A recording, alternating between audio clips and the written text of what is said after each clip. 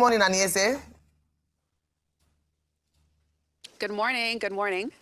Excellent. So, Anieze, we now have another formal video statement from President Trump where he denounces the killing of Christians in Nigeria and threatens action again. How should we read this latest video from Trump as his administration concurrently deals with its own challenges in the U.S.?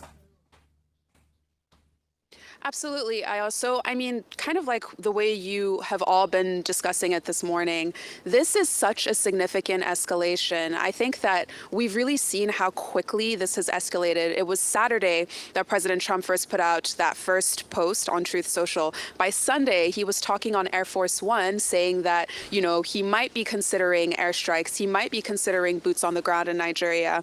This is now Thursday morning, and we have this, what looks like a pre-recorded video statement, probably filmed inside the White House, where he basically laid down three key points. The first being that, yes, he has officially declared Nigeria as a country of particular concern.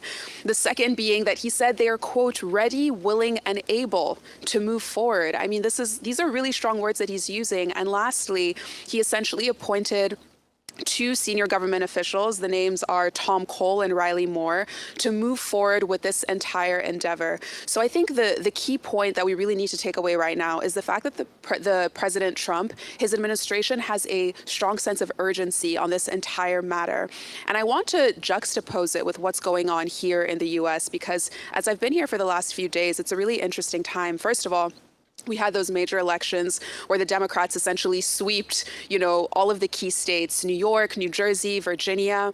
And then you also have this government shutdown. Of course, it's historic, but it's starting to have real impact on people's lives. Later today, the Trump administration is going to essentially say that a number of the biggest airports across the country are going to cut air traffic by 10% because they literally have not paid the scope of air travel is too much for air traffic controllers, and they haven't been paid since October because of this shutdown. And I'm saying all of this to say that America itself is dealing with real issues, but the fact that President Trump is still willing and able to put out these kinds of videos, these kinds of statements, it shows the sense of urgency that he seems to have towards this issue, even though Americans here on the ground are dealing with issues of their own.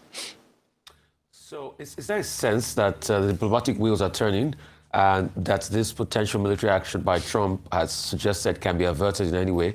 And are you getting any feelings? How's the Nigerian government responding to this?